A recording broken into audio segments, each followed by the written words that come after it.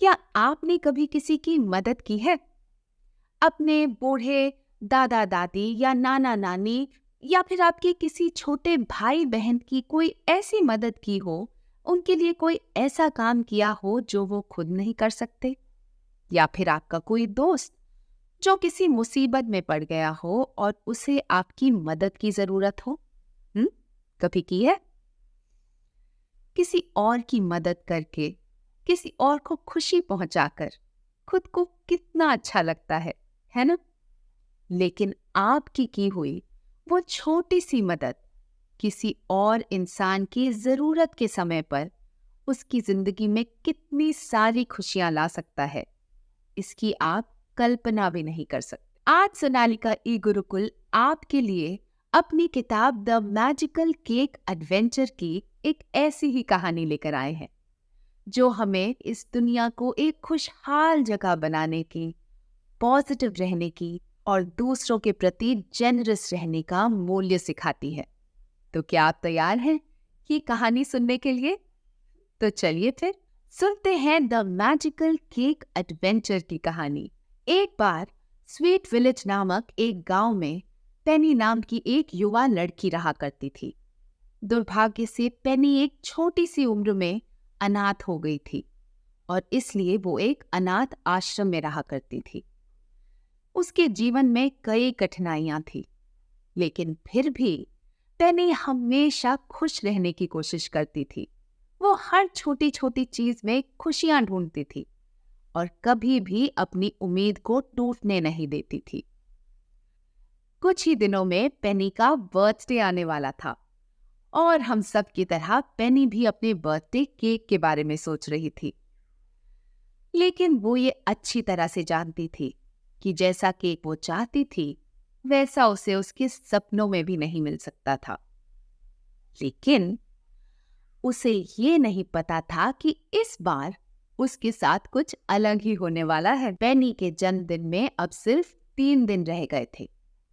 उस दिन सुबह उसने अनाथ आलय के दरवाजे के सामने एक बहुत ही खूबसूरत सा बड़ा सा डब्बा पड़ा हुआ देखा।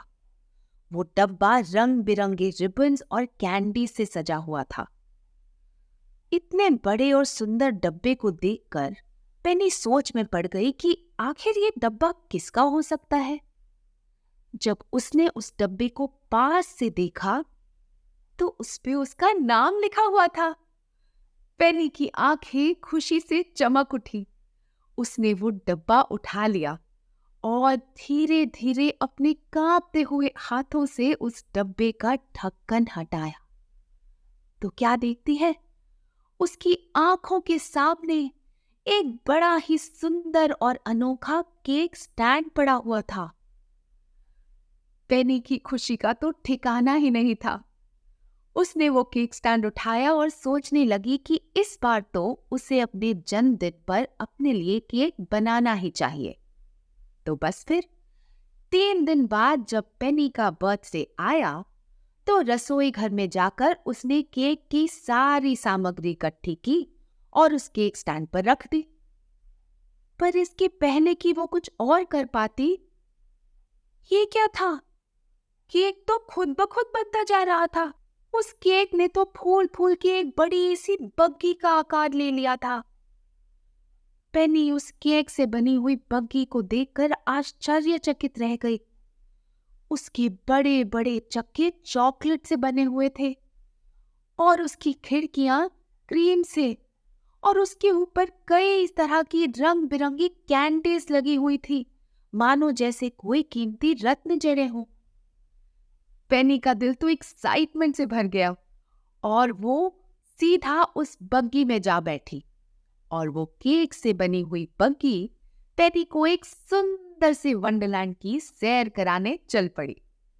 पेनी ने रास्ते में कैंडी से बने हुए कई जंगल देखे, चॉकलेट से बने हुए फव्वारे और नदियां भी देखी।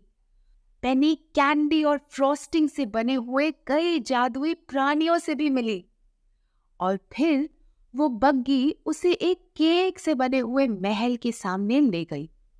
पेनी बग्गी से उतरी और उसने महल के चारों ओर देखा। उसने इतना सुंदर महल पहले कभी नहीं देखा था और वहां उसकी मुलाकात एक रानी से हुई जो बड़ी ही बुद्धिमान और दयालु थी।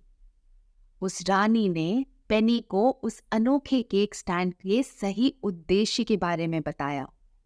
उन्होंने कहा कि उस केक स्टैंड का जादू सिर्फ उस रोमांच और उस एक्साइटमेंट में नहीं है जो पेनी उस समय महसूस कर रही थी, बल्कि उसका जादू तो लोगों की जिंदगी में खुशियां फैलाना, उनके चेहरे पर मुस्कुराहट लाने का है। रानी ने बताया कि उस केक स्टैंड के द्वारा पेनी के बनाए हुए हर एक केक में एक ऐसा जादू छिपा होगा जो किसी की जिंदगी को रोशन कर देगा, उनकी जिंदगी में खुशियां भर देगा।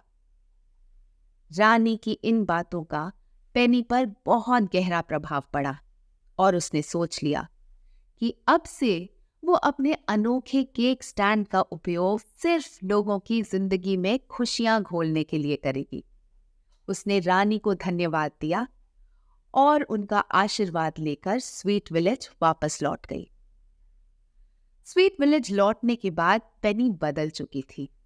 पेनी ने अनाथ बच्चों, गरीब लोगों और वृद्ध आश्रम में रहने वाले बूढ़े लोगों के खास अवसरों और उत्सवों पर केक बनाना शुरू किया और उन केक से उनकी जिंदगी में मिठास खोलने लगी। उन सब के खुशी से चमकते हुए चेहरों को देखकर पेनी के दिल को बहुत सुकून मिलता था। उसे बहुत खुशी होती थी और इस बात की संतुष्टि भी होती थी कि वो अपने अनोखे उपहार को ठीक उसी तरह से उपयोग कर रही है जिस तरह से उसे करना चाहिए।